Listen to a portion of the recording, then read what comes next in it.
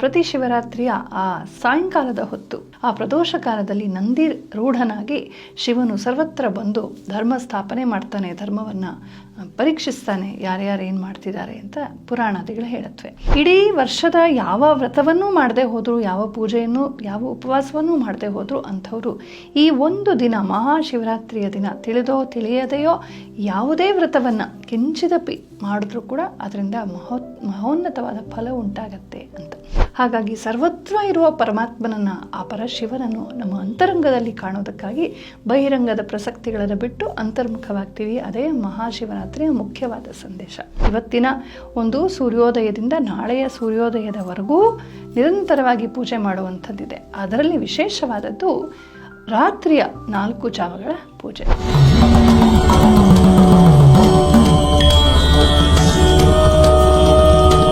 ನಮಸ್ಕಾರ. ಓಂ ನಮಃ ಶಿವಾಯ. ಮಹಾಶಿವರಾತ್ರಿ ಹಬ್ಬದ ಹಾರ್ದಿಕ ಶುಭಾಶಯಗಳು. ನಮ್ಮ ಸನಾತನ ಧರ್ಮದಲ್ಲಿ ವ್ರತಗಳು ಮತ್ತು ಉತ್ಸವಗಳು, ವ್ರತೋತ್ಸವಗಳು ಹೀಗೆ ಆಚರಣೆಯಲ್ಲಿವೆ. ವ್ರತಗಳು ಅಂತಂದರೆ ನಾವು ಆಂತರಿಕ ಶುದ್ಧಿಗಾಗಿ, ಅಂತರೀಕ್ಷಣೆಗಾಗಿ, ನಮ್ಮ ಆತ್ಮೋನ್ನತಿಗಾಗಿ ಮಾಡುವಂತಹ ವೈಯಕ್ತಿಕವಾದ ಸಾಧನೆಗಳು. ಅದರಲ್ಲಿ ಉಪವಾಸಗಳು, ಜಪ, ತಪ, ಪೂಜೆ, ದಾನ, ಧರ್ಮ, ಬ್ರಹ್ಮಚರ್ಯಾದಿ ಅನುಷ್ಠಾನ, ಸತ್ಯಪಾಲನೆ, ಅಪರಿಗ್ರಹ ಮುಂತಾದ ಅಥವಾ ಸ್ವಾಧ್ಯಾಯ ಮುಂತಾದ ಹಲವಾರು ಬಗೆಯ ವ್ರತಗಳನ್ನು ನಾವೇ ಆಯ್ದು ನಮಗೆ ನಾವೇ ಸ್ವೀಕರಿಸ್ಕೋಬೋದು. ಮತ್ತು ಉತ್ಸವಗಳು ಅನ್ನುವಾಗ ಎಲ್ಲರೂ ಸೇರಿ, ಅಂದರೆ ನಮ್ಮ ಬಂಧು ಮಿತ್ರರೊಂದಿಗೆ ಸೇರಿ ಗೀತ, ನೃತ್ಯ, ವಾದ್ಯ, ವಿನೋದಗಳಲ್ಲಿ ತೊಡಗುವಂಥದ್ದು ರಥೋತ್ಸವಗಳು, ಮೆರವಣಿಗೆ, ಸಂತೋಷ, ಜಾತ್ರೆ ಇತ್ಯಾದಿ. ಒಂದು ಅಂತರಂಗದ ಶುದ್ಧಿಗಾಗಿ, ಉನ್ನತಿಗಾಗಿ ಆದರೆ ಉತ್ಸವಗಳು ಸರ್ವರೂ ಸೇರಿ ಸಮಷ್ಟಿಯಾಗಿ ಉನ್ನತಿಯನ್ನು ಪಡೆಯೋದಕ್ಕಾಗಿ.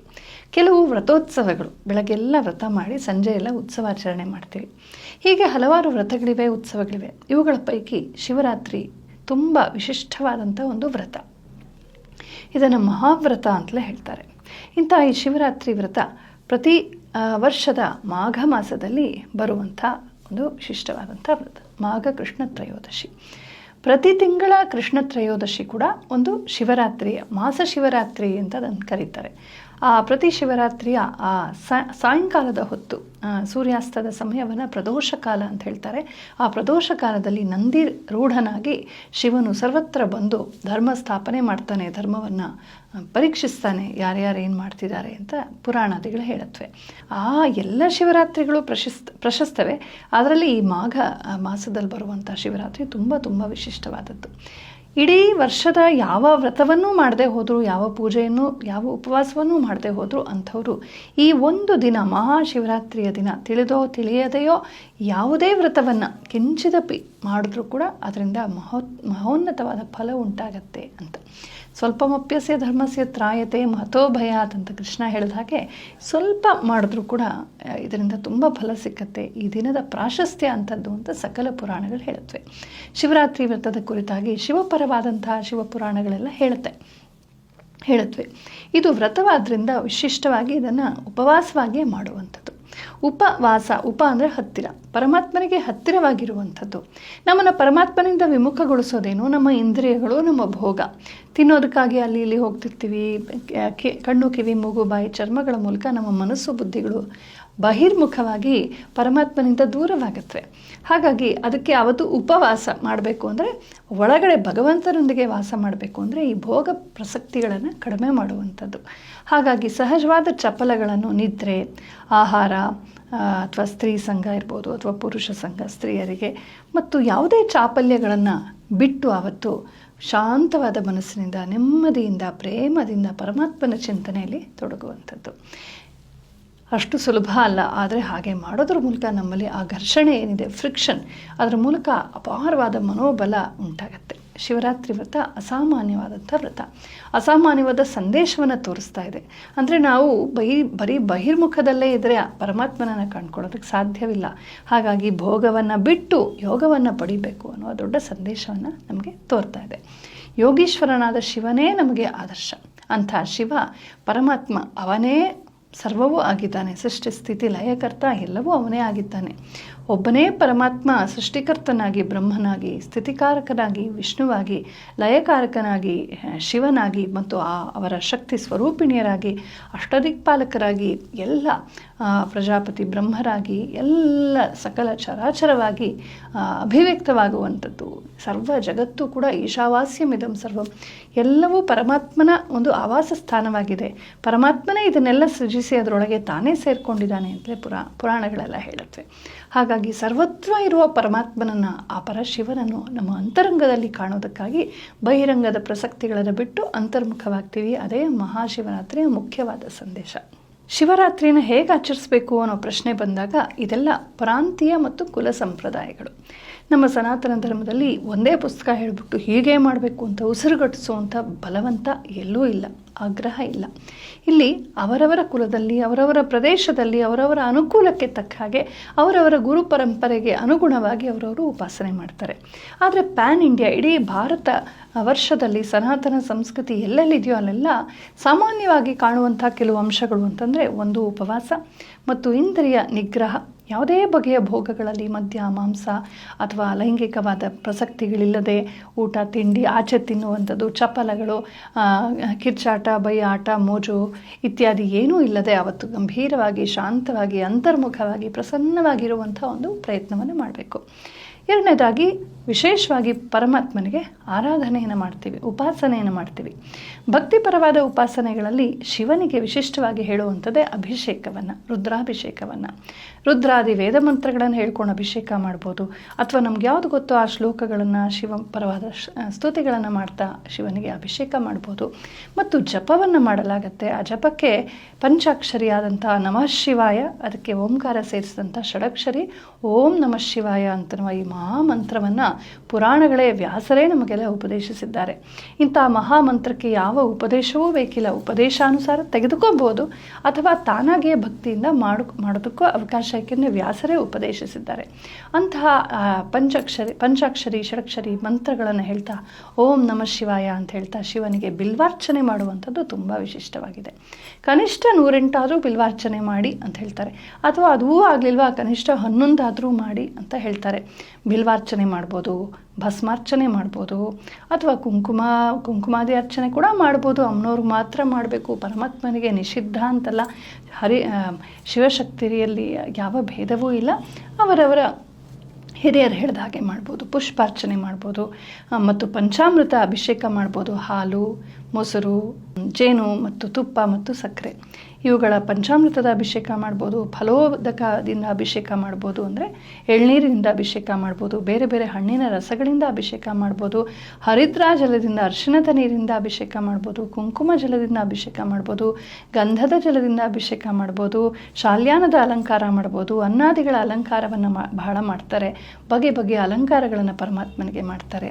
ಈ ಮಹಾಶಿವರಾತ್ರಿಯಲ್ಲಿ 8 ಜಾವಗಳ ಪೂಜೆ, ಬೆಳಗ್ಗೆ ಇವತ್ತಿನ ಒಂದು ಸೂರ್ಯೋದಯದಿಂದ ನಾಳೆಯ ಸೂರ್ಯೋದಯದವರೆಗೂ ನಿರಂತರವಾಗಿ ಪೂಜೆ ಮಾಡುವಂಥದ್ದಿದೆ. ಅದರಲ್ಲಿ ವಿಶೇಷವಾದದ್ದು ರಾತ್ರಿಯ 4 ಜಾವಗಳ ಪೂಜೆ, ಸೂರ್ಯಾಸ್ತದ ನಂತರ ಪ್ರಾರಂಭವಾಗುವಂಥ 4 ಯಾಮಗಳನ್ನು ನೋಡಿ. ಇವತ್ತಿನ ನಾವೆಲ್ಲ ಗ್ರೆಗೋರಿಯನ್ ಕ್ಯಾಲೆಂಡರು ಮತ್ತು ಪಾಶ್ಚಾತ್ಯರು ಯಾರನ್ನು ಹೇರಿದಾರೋ ಆ ಟೈಮು, ಆ ಒಂದು ಕ್ಲಾಕನ್ನು ಬಳಸ್ತಾ ಇದ್ದೀವಿ. ಹಾಗಾಗಿ ನಮ್ಗೆ ಕನ್ಫ್ಯೂಷನ್ ಆಗ್ಬೋದು. ಆದರೆ ಇದನ್ನು ಪಕ್ಕಕ್ಕೆ ಇಡಿ, ಇದನ್ನು ವ್ಯವಹಾರಕ್ಕೆ ಇಟ್ಕೊಳ್ಳೋಣ. ನಾವು ಸ್ವಲ್ಪ ಹಿಂದಕ್ಕೆ ಹೋದರೆ ಸಾವಿರಾರು ವರ್ಷಗಳಿಂದ ತುಂಬ ಸುಷ್ಟವಾಗಿ ಬಳಸಿರುವಂಥ ನಮ್ಮ ಪಂಚಾಂಗ ಪದ್ಧತಿ ಏನಿದೆ, ಅದರ ಪ್ರಕಾರ ನಾವು ಯಾಮಗಳು ಇತ್ಯಾದಿಗಳನ್ನು ನೋಡಿದಾಗ ಈ ಪೂಜೆಗೆ ತುಂಬ ಅನುಕೂಲವಾಗಿರುತ್ತೆ.